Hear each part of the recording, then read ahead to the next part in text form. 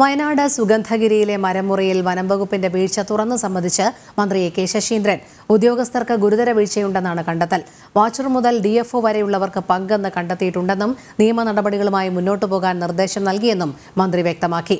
മരമുറിയിൽ അന്വേഷണം തുടങ്ങിയെന്നും വനംവകുപ്പ് വിജിലൻസ് മേധാവിയുടെ നേതൃത്വത്തിൽ സ്പെഷ്യൽ ടീമാണ് അന്വേഷണം നടത്തുന്നതെന്നും അദ്ദേഹം കോഴിക്കോട് പറഞ്ഞു.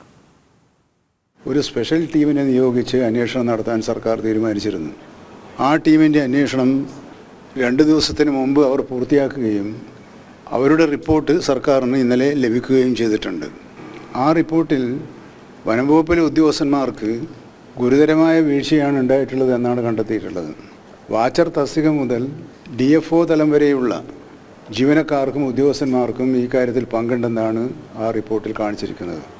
ഇത് ഞെട്ടിപ്പിക്കുന്ന ഒരു കണ്ടെത്തലാണ്. അതുകൊണ്ട് തന്നെ അവർക്ക് മാതൃകാപരമായ ശിക്ഷ ഉറപ്പുവരുത്താൻ ആവശ്യമായ എന്തെല്ലാം നിയമ നടപടികൾ സ്വീകരിക്കാനുണ്ടോ ആ നടപടികളുമായി മുന്നോട്ട് പോകാൻ സർക്കാർ വനം വകുപ്പ് വിജിലൻസ് മേധാവിക്ക് നിർദ്ദേശം നൽകിയിട്ടുണ്ട്.